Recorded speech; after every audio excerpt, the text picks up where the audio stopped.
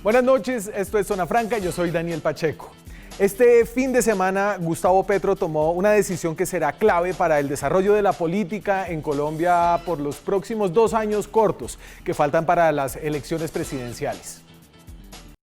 Duque ganó solo con el fraude y las pruebas están en los nuevos audios que su amigo el fiscal Barbosa buscó rápidamente esconder y manipular. Desconocer la elección del presidente Iván Duque, que ya había reconocido cuando fue derrotado, le dará forma no solamente a la campaña presidencial que ya se anuncia, sino sobre todo a la disputa por escoger al representante de lo que hoy llamamos como los sectores alternativos en Colombia. Una disputa en la que hay sectores como el Partido Verde, la misma Colombia Humana, Compromiso Ciudadano de Sergio Fajardo y posiblemente algunos otros disidentes de los partidos tradicionales. Si bien no está claro si esta es una decisión que toma todo el movimiento de la Colombia Humana, que lo diga Gustavo Petro es importante. No solo es el líder más visible de este movimiento, que en las pasadas elecciones llegó a segunda vuelta y ha conseguido la votación para la izquierda más alta de la historia del país. También, y aunque faltan muchos meses para las elecciones, Petro es la figura que propone la ruptura más clara frente al establecimiento, en un momento en el que ese establecimiento está históricamente desprestigiado. Por eso, empezar desde ya a desmenuzar cuál es el sustento para las acusaciones de fraude es importante. Oiremos mucho sobre la ñeñe política en lo que viene de aquí adelante. Esta discusión apenas comienza y se irá construyendo a lo largo de lo que será una campaña política permanente desde ahora. Es una discusión que será clave para ir estableciendo si se trata realmente de una acusación fundamentada sobre fallas graves en el proceso democrático colombiano o una estrategia política muy arriesgada de uno de los candidatos para llegar al poder torciendo de nuevo la realidad o un poquito de ambas. Además, esta discusión pública va a estar acompañada de una álgida discusión judicial.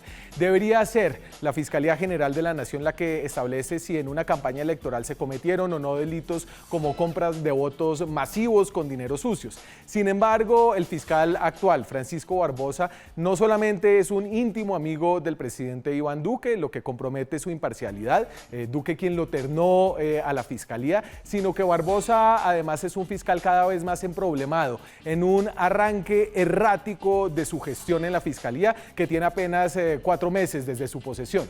Esto apenas empieza. Ya Petro llamó a la desobediencia civil en medio de una pandemia y se prenderá la campaña electoral faltando todavía mucho tiempo para que a la gente común y corriente le empiece a volver a interesar la política. Aquí arranca Zona Franca.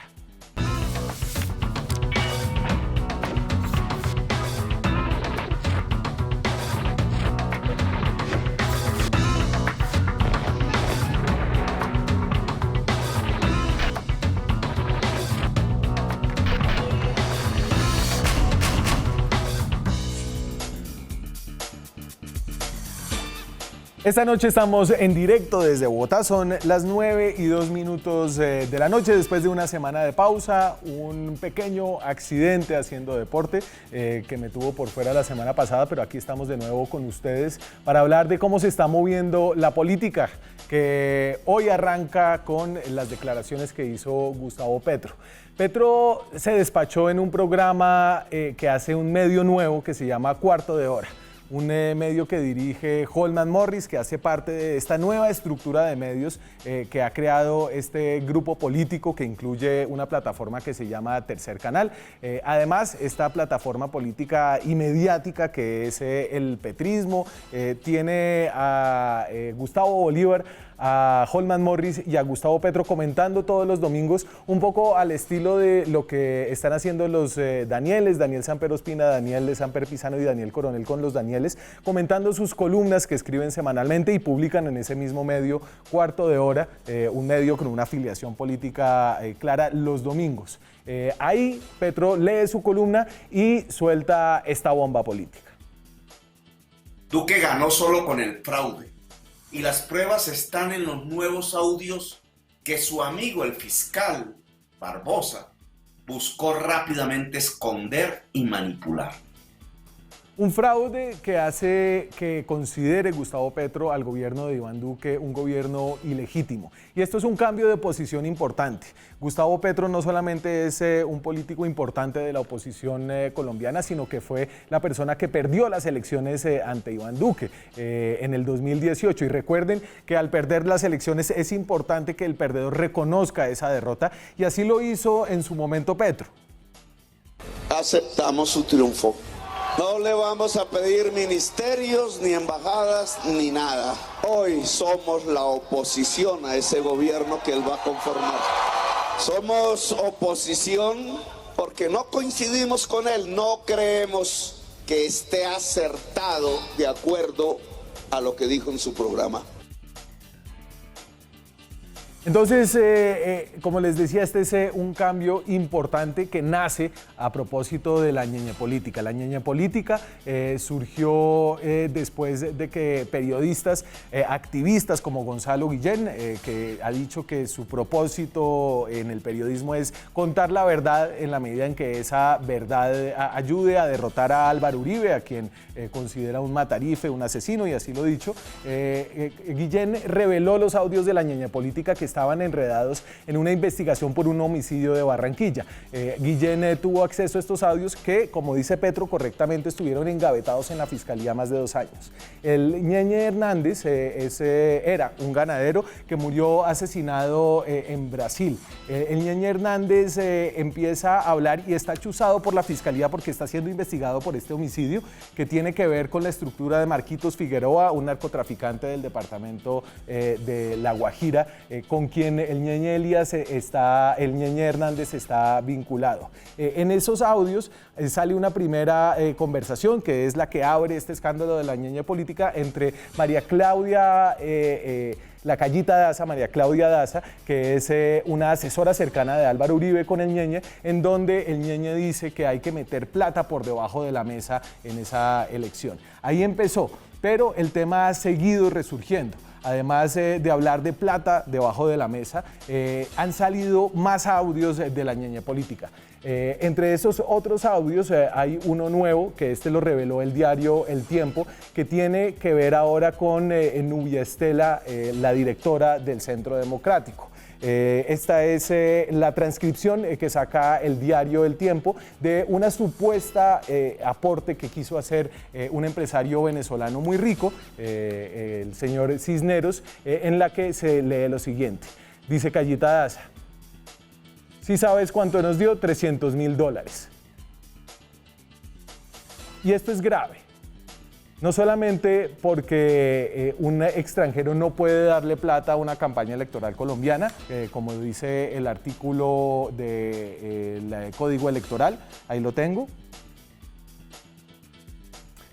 Entonces, esto quedó en el Código Penal. El gerente de la campaña electoral que permita que en ella la consecución de bienes provenientes de fuentes prohibidas por la ley para financiar campañas electorales incurrirá en prisión de 4 a 8 años, multa de 400.000 millones de pesos, salarios mínimos, y en la ley 1475, en el artículo 27, se establece que las que provengan directa o indirectamente de gobiernos o personas naturales y jurídicas extranjeras, excepto las que se realicen a título de cooperación técnica para el desarrollo de la actividad distintas a las campañas electorales. No es claro si la plata entró o no.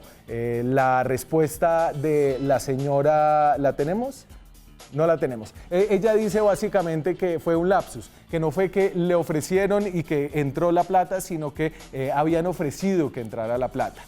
En ese sentido, las respuestas de Nubia Estela han sido insuficientes, siendo una persona que estaba a cargo de la campaña del Centro Democrático, que es distinta a la campaña de la presidencia. Tenemos para hablar de esto a 2 invitados al arranque y de esta decisión de Gustavo Petro, 2 invitados al arranque para entender cómo surgió la discusión adentro de la colectividad de la Colombia Humana acerca de desconocer las elecciones y la victoria de Iván Duque en las pasadas elecciones. Gustavo Bolívar es senador del Centro Democrático, hace parte de los Gustavos. Así se llama la columna semanal que leen ahora. ¿Qué tal, senador? ¿Cómo está? Bien, Daniel, muy buenas noches. Gracias por la invitación y un saludo a nuestros televidentes y a mi compañero de panel. Claro, y también Álvaro queríamos hablar Moisés. con una cara joven del Centro Democrático, Álvaro Moisés Ninco, es militante de la Colombia Humana, de la Juventud Humana, trabaja trabajó, Álvaro Moisés, en la UTL de Gustavo Petro. De Gustavo de Bolívar. Somos coequiperos con De Gustavo. Gustavo Bolívar. Él estuvo en mi UTL un año, sí. Estuvo en su UTL. Y además en las elecciones pasadas estuvo como responsable nacional del Comité Antifraude, encargado de la vigilancia electoral del Partido Colombia Humana, Unión Patriótica, y eso le da una voz importante acerca de lo que pasó en esa campaña. Un gusto tenerlo aquí, Álvaro Moisés. No, un gusto la invitación de todas y todos ustedes. Es muy importante discutir estos temas y bueno, qué placer contar con un compañero de panel como Gustavo Bolívar. Bueno, a ver, pero entonces esta es una decisión política importante no solamente para Gustavo Petro, sino para la Colombia Humana. Él la anuncia como parte de una decisión de la Colombia Humana. Yo quería entender cómo se dio esa discusión interna. ¿Ustedes ya sabían que Petro iba a salir a decir esto? ¿Se discutió, se acordó? ¿Bolívar? Bueno, mira, yo estuve la noche en la que supuestamente Duque ganó las elecciones y Gustavo Petro no tuvo ningún problema en salir a reconocerlo. Digamos, él aceptó su derrota y se fue a la oposición. Solo hasta cuando aparecen los primeros audios, primero aparecieron una cantidad de actas electorales adulteradas que ya todo el mundo conoció.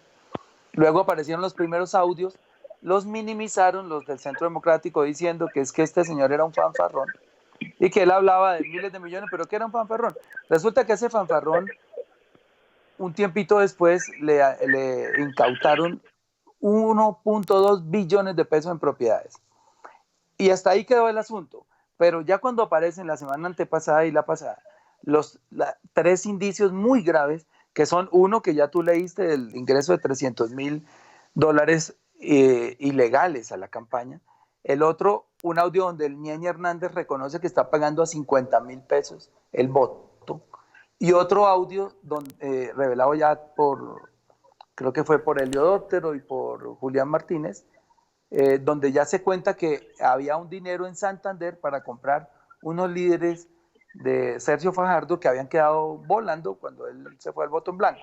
Sí. Pero ya cuando aparecen los tres indicios, ya uno sabe que no se puede llamar a equívocos y que aquí hubo un fraude electoral. Al hacer el fraude electoral, él escribe esa columna que publicó en Cuarto de Hora y dentro de la lectura de la columna lanza este comunicado diciendo no reconozco ya. O sea, usted no sabía, Gustavo, usted no sabía que se venía esto, y digamos, no fue una decisión que se tomó en conjunto dentro de la Colombia Humana. Ya se avisoraba un poco el asunto, no era explícito, pero en la columna ya él llamaba a la Colombia Humana a una desobediencia civil. Es cuando sale la columna que dice que desconoce el resultado y va a buscar en las instancias internacionales por lo menos el reconocimiento como víctima, que Álvaro, ya lo está haciendo aquí en Colombia también.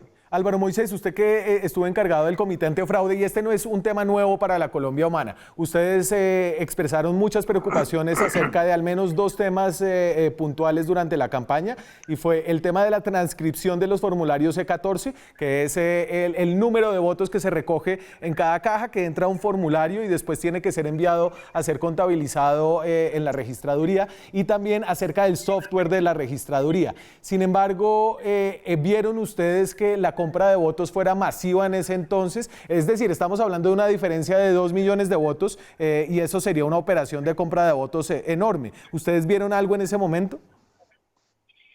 Pues aparte, digamos, del simple hecho de que no estamos hablando de un caso excepcional de la niña política, sino que estamos hablando de la política colombiana, dado que el fraude electoral no es una excepcionalidad, es la institucionalidad del sistema político en Colombia, claramente nosotros avisoramos que este tipo de riesgos estaban presentes.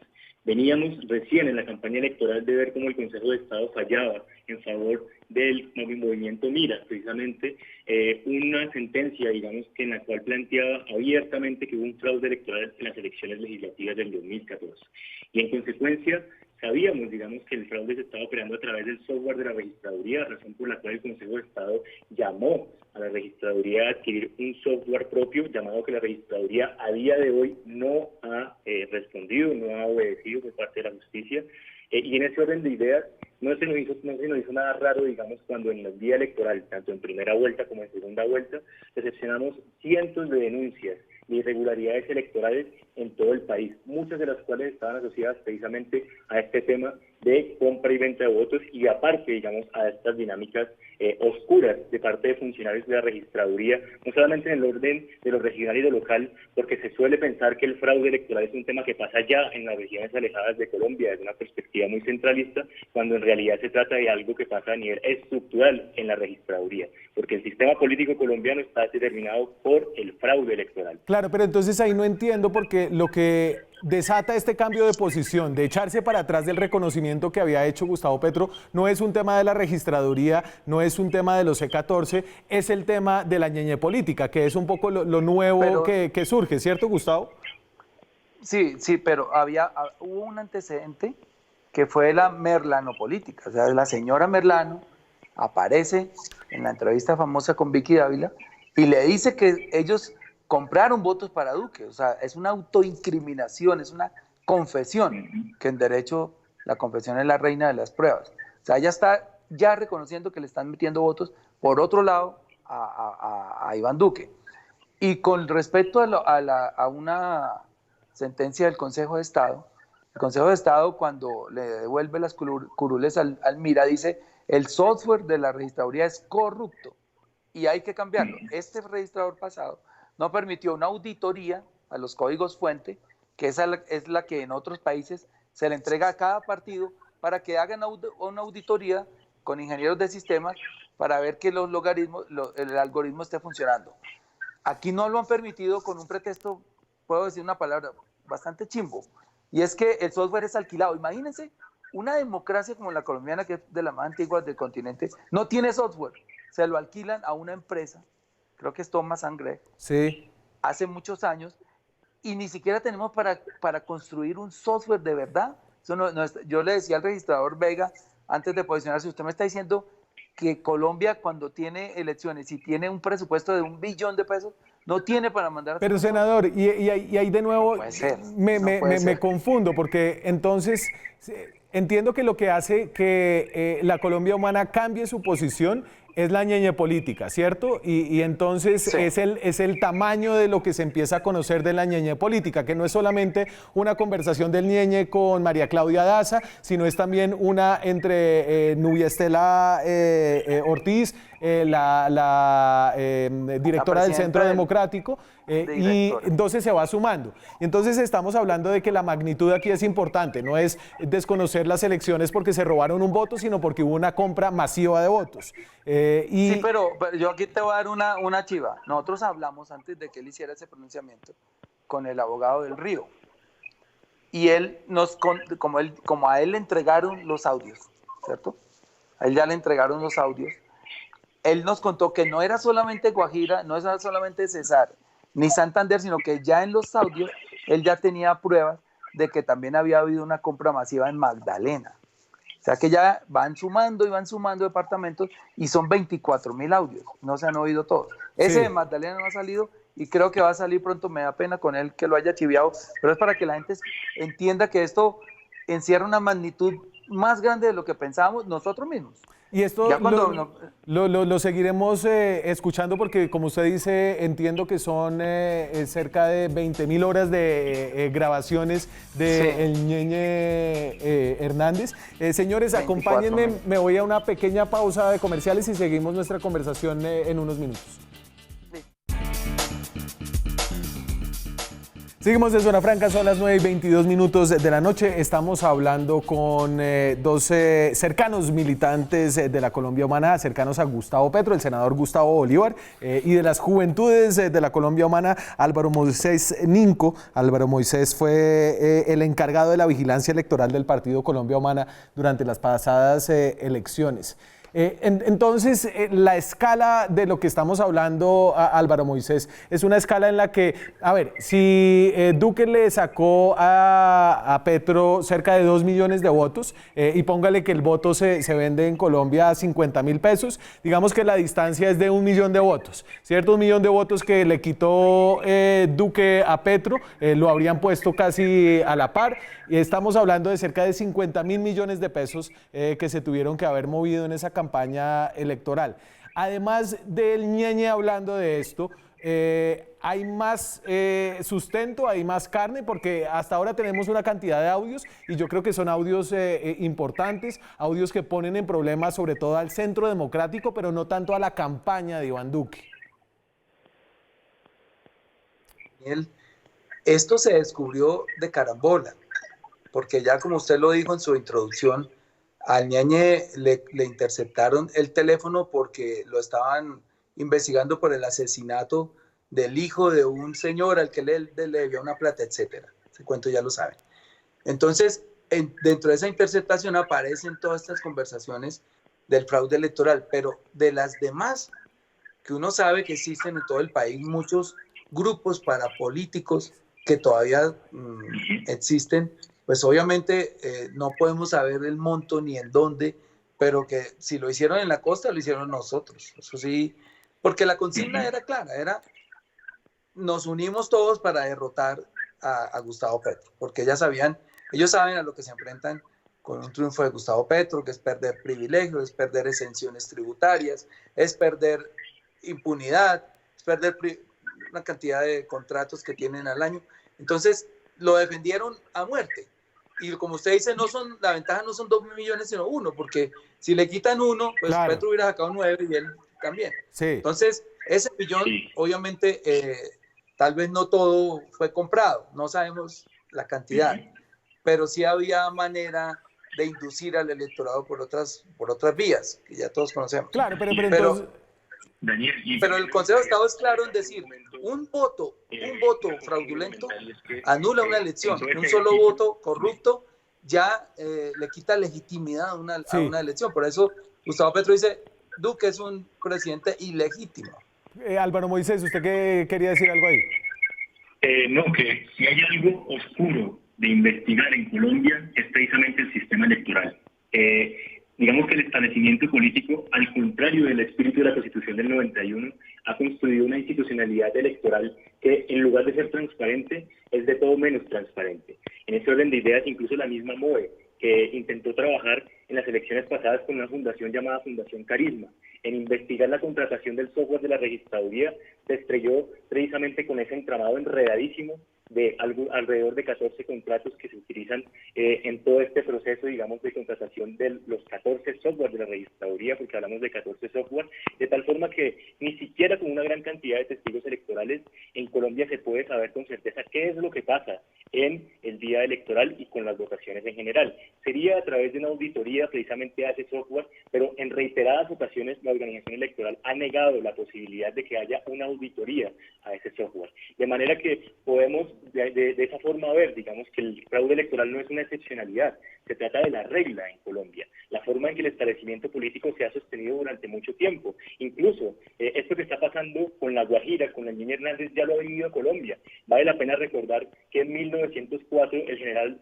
Rafael Reyes ganó las elecciones, o más bien se robó las elecciones en un chocorazo en la provincia de Pailla, que es hoy también La Guajira, y puntualmente en la capital Riohacha. Y a través de ese chocorazo, el general Rafael Reyes logró declarar la muerte de la Constitución de Río Negro, que era una constitución más o menos liberal, y pareciera que está pasando lo mismo aquí con el establecimiento político colombiano. Pero ojo, porque Gustavo Petro ha ganado elecciones, ¿cierto? Usted está en el Senado, Gustavo, a raíz de una elección, y entonces ahorita en la posición que se toma es la de patear todo el tablero y el de patear la validez básica de las reglas y las instituciones. Y yo entiendo que sí. Lo que pasa es que, mira, obviamente ha habido elecciones, no sabemos cuántos votos, yo no sé si son los que yo tengo. Lo que sí es cierto, y eso yo lo investigué y yo lo he repetido varias veces, yo escribí un libro sobre fraude electoral, se llama Así se roban las elecciones en Colombia, y demuestro cómo registradores locales, que son no me puedo meter en problemas aquí, pero son bastante corruptos, venden votos en bloque. Y entonces, por ejemplo, para un congresista, y esa investigación nació de un fraude que le hicieron a Enrique Parejo González, que era con quien yo había trabajado en las elecciones del 98 al Senado. Él llega, gana las elecciones al Senado, celebramos esa noche y al otro día aparece afuera. Y no, ¿aquí qué pasó? Si yo estaba adentro, estaba como el puesto 70 y pico, y como 10 senadores de esa noche quedaron por fuera y al otro día aparecieron adentro los que habían quedado afuera. ¿Qué pasó en la investigación que yo hice? Registradores vendían bloques, le dicen a uno, senador, le faltan 30,000 voticos, le valen tanto, y los meten así. O sea, es que mientras uno no pueda vigilar el software, sí, aquí le pueden modificar un algoritmo, decirle ordenarle al software, cada que entre un voto de Gustavo Petro marque 0,9. Pero entonces venga, porque es que hay de nuevo... de Duque marque 1,1. Ahí. De nuevo, yo aquí siento que se mezclan peras con manzanas, porque Gustavo Petro aceptó la derrota en principio y ahora se está echando para atrás, y la Colombia Humana se está echando para atrás porque hay nueva evidencia, ¿cierto? Y esa nueva evidencia no tiene que ver ni con los registradores comprados, ni tiene que ver con el software, tiene que ver con el escándalo de la ñeñe política, ¿cierto? Y eso es lo que lleva a ese cambio. Álvaro Moisés, usted está que se habla y... Okay. Sí, es que es algo sorprendente que se plantee que es Colombia Humana y que es Gustavo Petro quien patea el tablero de alguna forma de la política colombiana o del sistema democrático colombiano, supuestamente democrático, cuando en realidad quien patea el tablero de la Constitución del 91 son los financiadores de la política, narcotraficantes como Ñeñe Hernández, son los operadores del fraude electoral, políticas como Aida Merlano, que han confesado precisamente que han violado la Constitución del 91. En ese orden de ideas es sorprendente también que salga el uribismo a decir que es que Petro es un anarquista por plantear la desobediencia civil, que Colombia Humana llama al caos, cuando en realidad el caos lo están produciendo ellos, que son quienes están desmantelando lo poco que queda de la Constitución del 91. En ese orden de ideas, Colombia Humana no ha cambiado su posición. Lo que pasa es que nosotros hacemos política, no como suele pasar con el Centro Democrático y con los partidos del Nuevo Frente Nacional, del Pacto de Ralito, que hacen política no sobre la base de las evidencias, sino sobre la base de la mentira y de las fake news. Colombia Humana es un movimiento político que se ha caracterizado por, uno, defender la Constitución del 91 y dos, hacer política sobre la base de los hechos.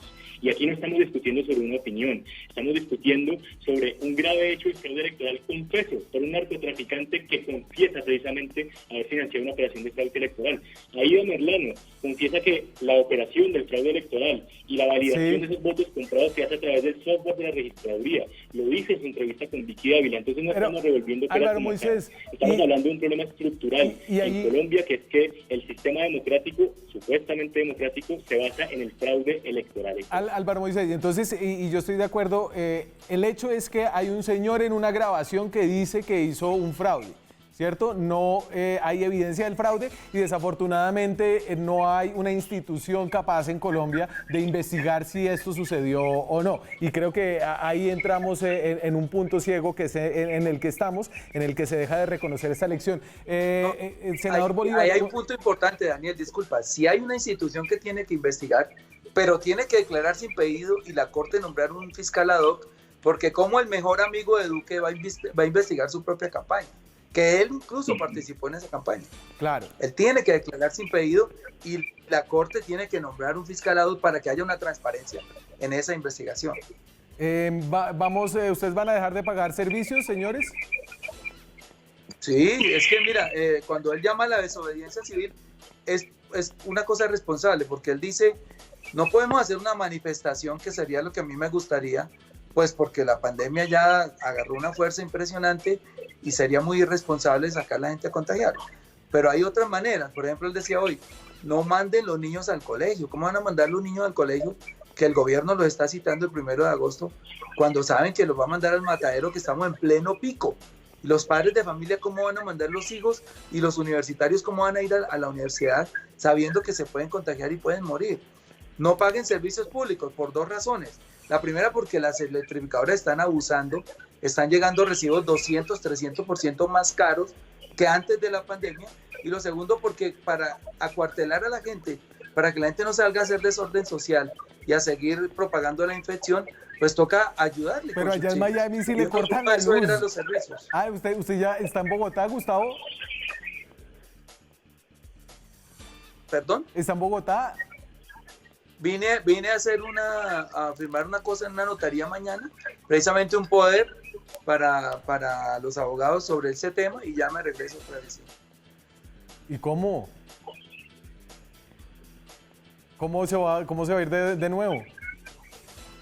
Perdón. No, es que yo estoy acá en Girardot. Eso ha sido mi base de cuarentena. ya. Bueno, No, yo todos los 3 meses y medio he estado en Girardot. He venido con esta 2 veces a Bogotá solamente a vueltas de notaría y ya. perfecto. Me toca regresar. Señores, muchas gracias por contarnos un poco cómo se ha dado esta discusión, cuál es el pensamiento y la reflexión detrás de esta decisión que marcará el debate político en lo que viene de aquí a las elecciones. Muchas gracias por acompañarnos. No, a ti, Daniel, por la oportunidad. Gracias. Ya, Moisés, un saludo. A ustedes muchas gracias por la invitación y bueno, invitamos a la sociedad colombiana a entrar en desobediencia contra un gobierno que promueve la política de la muerte. Muchas gracias.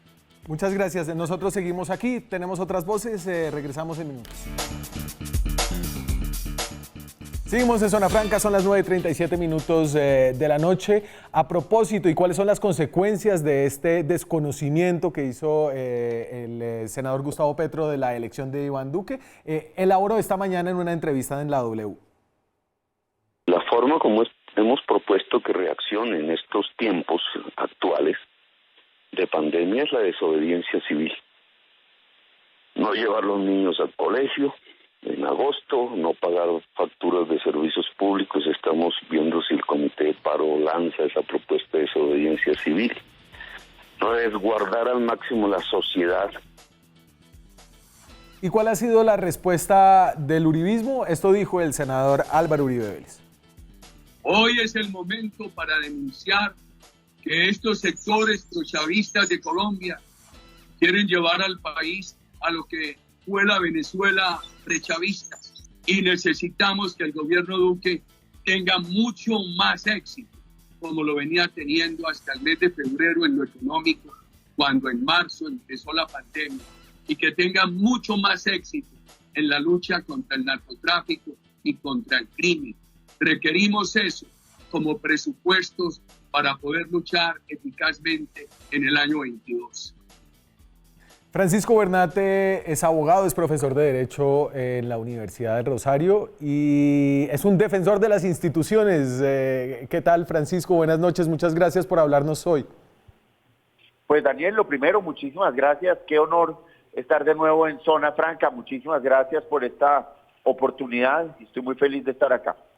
Y entonces escuché una opinión suya al respecto, la opinión que salió en el noticiero de Red Más Noticias, y era una preocupación no acerca del fondo de las denuncias, sino de la respuesta, del hecho de desconocer la elección y de las consecuencias que eso tenía para la democracia y para las instituciones. Pues por supuesto, es que entre otros el senador Gustavo Petro y muchos otros de los congresistas de Colombia hicieron un cambio profundo en la democracia colombiana al establecer una oposición fuerte, al establecer una oposición que tiene una cabeza visible, a quien se le van a dar unas garantías en el estatuto de la oposición, unas garantías para que haga sus interlocuciones al mismo tiempo que el presidente, para que pueda tener una actividad mucho más activa, digámoslo así, al interior del ejercicio de la política. Gustavo Petro, a mi juicio, pues no ha entendido el rol de ser el líder de la oposición y lo que hace es prácticamente plantear un bloqueo institucional del país en una actitud irresponsable. Él es el líder de la oposición y para eso está, para llamar la atención sobre lo que no está bien. Gustavo Petro representa una muy buena cantidad de colombianos, es un hombre inteligente, uno puede compartir o no sus posturas, pero nadie podrá negar que es un hombre inteligente y que ha hecho las cosas muy bien.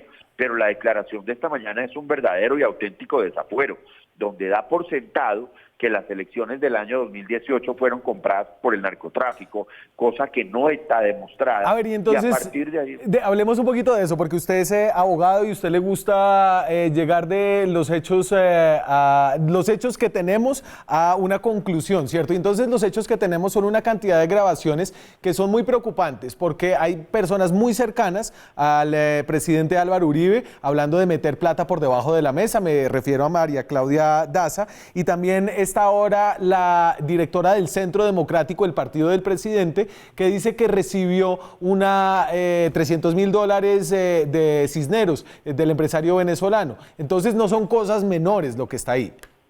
Así es, no son cosas menores, pero es un hecho que está en investigación en la Fiscalía General de la Nación, con las críticas que podamos tenerle. Es un hecho que está todavía en una fase muy preliminar de investigación y donde las autoridades, pues, esperemos hagan lo que tienen que hacer. Pero imagínate, Daniel, si apenas, pues sí, hay unas evidencias, hay unos hechos, las explicaciones que se han dado como que yo quería decir esto y dije esto, pues tampoco quedaron muy bien, pero ya esto de conducir al país a una parálisis, dejen de pagar los servicios públicos y dejen a sus casas sin el acceso al mínimo, al agua, a la energía, al gas natural, quiebren las empresas, no cumplan con las leyes, un estado casi que de una anarquía. Esa es una manifestación irresponsable en cualquier contexto, pero en el contexto actual, donde los ciudadanos necesitamos estar cohesionados, cumpliendo las reglas, cumpliendo la cuarentena, haciendo caso, porque los números de Colombia son muy preocupantes en el COVID-19, y salir a decir pues que más o menos lo que tenemos es que hacer, que este es el momento de empezar una lucha frontal contra el establecimiento, pues me parece que es un poco inoportuno y un poco desaforado. Finalmente, usted se sentiría confiado de que esta investigación, la de la ñaña política, la llevara el fiscal Francisco Barbosa si usted fuera Gustavo Petro? Es que Francisco Barbosa, como fiscal general de la Nación, no investiga directamente. Muy desafortunado, muy destemplado, un correo que envió uno de sus subalternos, o sea, como el cuarto cargo más importante del país, como el tercero o el cuarto, envió un correo diciendo: a mí me tienen que reportar todos los casos, la fiscalía es un ente autónomo y el fiscal que estará investigando la ñeñe política tiene que contar con plena autonomía y no tiene por qué estarle reportando a nadie los avances. En esas condiciones sí estaría muy tranquilo, pero cuando veo que llega este correo, que todo hay que informarlo, que todo hay que consultarlo, pues ya sí se me empieza a quitar la tranquilidad, pero igual, pues si ese es el escenario, terminaríamos otra vez con un fiscal ad hoc para esta situación en particular. Claro, pero entonces, y ese es parte del problema acá, que si bien lo de la ñeñe política es evidentemente, no, pero pues, Bernate, usted está con vino, con vapo, y yo aquí a palo seco en el esto estudio. No es vino, no, esto no es vino, esto es una gaseosa que es de color rojo, que acompaña el chicharrón y que acompaña la comida en ciertos lugares de nuestro país. No le vamos a hacer publicidad, pero hasta ahora... bueno, ya me desprovoqué. Aquí hay un problema, y más allá de que uno entiende que usted opine que la salida de Petro es exagerada, es desinstitucionalizante, hay pocas salidas institucionales a la vista para una crisis de este tipo, porque la Fiscalía en apenas 4 meses, creo que lleva, ha dilapidado totalmente la credibilidad del ente investigador, más allá de lo que puedan hacer unos muy buenos fiscales debajo de Francisco Barbosa. Está difícil. Las últimas publicaciones, las columnas de este domingo, hay cosas muy, muy fuertes. ¿Usted había oído a María Isabel pegarle así de duro al establecimiento María Isabel Rueda? ¿La leyó? La leí. Pero bueno, ¿no? Cuando Eduardo Montealegre, ella también fue una voz muy crítica de la gestión de Eduardo Montealegre, pero sí, es una voz crítica. El editorial del Espectador, la columna que circuló en la línea del medio de Jessy Reyes es una columna muy bien escrita, pues la inteligencia de Jessy Reyes queda toda plasmada ahí, una inteligencia infinita. Pues es muy difícil y está muy temprano, pero yo creo en una entidad como la Fiscalía. Creo que está haciendo muy bien su trabajo. Creo que el fiscal general se dedica a hacer su trabajo, a cumplir con la ley, a no estar todos los días en los medios de comunicación, a tratar bien a sus funcionarios, a rodearse de gente de confianza, lo va a sacar adelante. Es normal que haya este ajuste, está temprano, él es un hombre capaz, no tengo duda, y yo creo que si le bajan un poquito al tema mediático, si se rodean un poquito mejor, si traen personas que realmente estén pensando en la entidad y se comprometan con un proyecto regional, que es el que quiera abanderar, le va a ir muy bien. Francisco, muchas gracias por acompañarnos esta noche, por compartir su opinión con nuestra audiencia. Dani, para mí siempre es un gusto la constancia. Yo no estaba tomando trago un lunes, por Dios. Saluda aquí con una gaseosa color roja de la costa pero no lo colombiana, juzgaríamos, nunca lo juzgaríamos si se está tomando un vino en su casa, ¿verdad? En una bebeta. Gracias por acompañarnos. A ustedes, muchísimas gracias y que se repita, amigas. Seguimos nosotros con más invitados de la academia que dicen acerca del clima político que se va construyendo todavía a muchos, más de 20 meses para las próximas elecciones presidenciales. Ya volvemos. Seguimos en Zona Franca, son las 9:51, nos quedan 9 minuticos de programa. Antes de seguir, una mención comercial de Claro, la empresa que es dueña del canal Red Más. Llegó Claro Giros, la forma fácil, segura y cercana de enviar, recibir dinero en los puntos de venta Claro. Busca los puntos Claro autorizados en claro.com.co y realice sus giros. Jan Basset es profesor de la Facultad de Ciencia Política de la Universidad del Rosario, tiene un doctorado en Ciencia Política de la Universidad de París III y siguió muy de cerca las elecciones presidenciales del 2018. Aquí estuvimos varias veces hablando de eso, ¿cierto, Jan? Buenas noches. Buenas noches, Daniel, ¿cómo estás? Jan, se nos pasó por el frente y no nos dimos cuenta cómo compraban al menos 1 millón de votos con la ñeñe política. No sé, o sea, eso hay que ver exactamente qué es lo que pasó. Es muy difícil decir en este momento, hay que seguir la investigación a ver qué exactamente está pasando, pero bueno, compra de votos siempre ha habido y lo sabemos. Sí, pero y creo que todo el mundo sabía que había compra de votos, sino que aquí hubo un giro, una decisión, porque lo que hay y lo que hace Petro es retractar su sometimiento y su derrota que ya había hecho, ¿cierto? La está retractando porque hay una nueva información y no sé si tú has visto alguna señal que te diga, más allá de las grabaciones de lo que supuestamente pasó, ¿has visto alguna señal de que realmente eso hubiera pasado? No, pues no, como tal es complicado decirlo. Ha habido siempre indicios de compra de votos, pero la compra de votos como tal es muy difícil de detectar, no se da el día de las elecciones, se da antes generalmente, se da con dineros que por definición no se declaran en las campañas. Entonces es por excelencia un delito que es muy difícil de demostrar, salvo que existan denuncios internos, que aparentemente es lo que pasó en el caso de Aida Merlano, por ejemplo. Pero si no, es algo muy difícil de ver. Y más aún con la institucionalidad, la autoridad electoral que tenemos, que tiene una administración muy centralizada en Bogotá y realmente muy pobre. El Consejo Nacional Electoral no tiene los medios de ir en el terreno, en las regiones, para averiguar qué es lo que pasa con las campañas, y en estas condiciones es muy difícil ver eso a tiempo. Yo pensé hoy cuando estábamos estudiando y mirando lo que venía con esta movida de Gustavo Petro, en una entrevista que usted dio hace poco al diario El Nuevo Siglo, en donde decía, la polarización no es mala, pero la radicalización sí es mala. Y creo que lo que pasó este fin de semana, la posición que toma Petro es importante anotarla y es importante discutirla en esos términos. Y no sé si usted cree que aquí hay un cambio de discurso que ya venía siendo polarizante, no necesariamente de manera negativa, y que ahora sí se vuelve un poco más radical.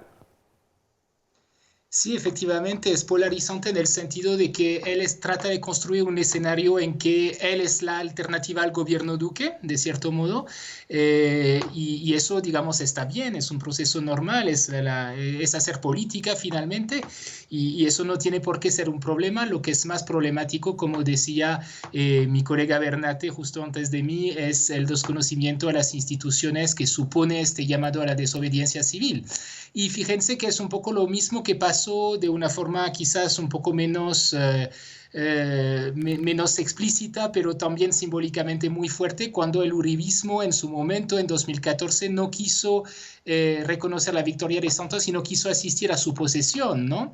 Y eso es bastante problemático para la democracia, que se nos vuelva una costumbre, que a cada elección tengamos, bueno, primero, problemas y denuncios graves de financiamiento ilícitos de las campañas. Ya pasó con Odebrecht, con Santos, ahora con la niña política con Duque. Y que la oposición entonces termine desconociendo las elecciones es una cosa muy, muy problemática para nuestra democracia y nuestras instituciones. Claro, y recordar que el Centro Democrático hizo lo mismo con Juan Manuel Santos es importante en este momento, cuando están diciendo que esto es la estrategia del prechavismo. No sé si oíste a Álvaro Uribe hablar de que esta era una estrategia prechavista, que me imagino que es una evolución del castrochavismo y un paso anterior al postchavismo, que seguramente, dirán los uribistas, vendrá con Gustavo Petro. Jan, más allá de lo que pase con el gobierno, y esto será un frente político que se le abre al gobierno, la papa caliente aquí está para los movimientos cercanos a la Colombia humana, los movimientos alternativos. Hay silencio de los otros posibles precandidatos. Hoy hablé con uno y dijo que no quería hablar del tema, que todavía no está listo para entender qué va a pasar. ¿Cómo cae esto en ese sector, entre los verdes, Fajardo, Compromiso Ciudadano? Bueno, como tú lo dices, yo creo que aquí hay toda una estrategia casi que de pre-campaña, lo que es también preocupante porque ya faltan 2 años para las elecciones, pero de todos modos, y como lo decía, Petro ahí trata de posicionarse en el líder de la oposición y de retomar la mano después de unos meses ahí dominados por el tema de la pandemia, que marginalizó un poco la oposición y puso todo el foco de la atención sobre el Ejecutivo.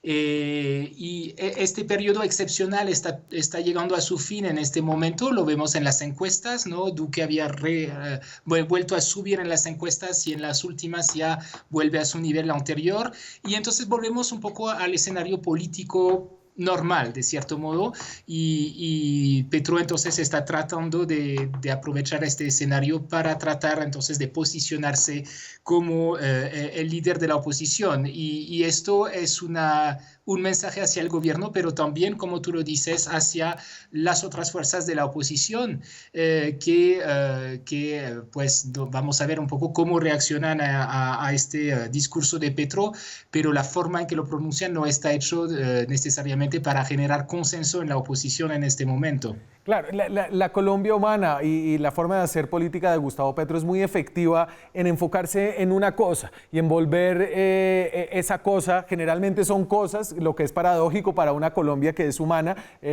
físicas de concreto, como lo fue el metro, como lo es ahora el San Juan de Dios, pero ¿usted cree que ahora la aceptación o no de la victoria de Iván Duque se va a volver como un nuevo metro en el debate de ese sector alternativo, o esta será simplemente una noticia de coyuntura que pasará y se irá diluyendo con el tiempo?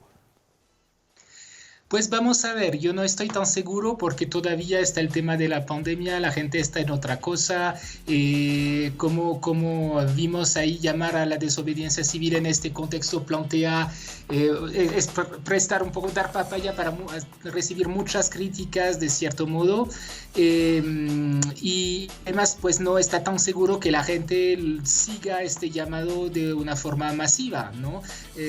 Porque la gente está en otra cosa, la gente está pensando, digamos, en el cotidiano de tratar de adaptarse como sea a una situación de crisis muy complicada. Entonces estamos en una situación, un clima social muy distinto del que teníamos antes de la pandemia o al final del año pasado. Entonces vamos a ver cómo la gente reacciona. pero es una apuesta un poco complicado de pronto para Gustavo Petro. O sea, con riesgos. Con riesgos, claro. Con riesgos de que eso caiga finalmente sin mucho eco en la opinión. Jean Basset es profesor de la Facultad de Ciencia Política de la Universidad del Rosario, es colombo francés, como se habrán dado cuenta. Jean, muchas gracias por habernos acompañado esta noche. A ti, Daniel, siempre un gusto. Nosotros se nos acabó el tiempo, pero ya estamos de vuelta con ustedes para lo que queda de esta semana, del mes, del año, esperamos. Si nada extraordinario ocurre, muchas gracias por acompañarnos. Nos vemos mañana con más periodismo, más debate, más opinión. Chao.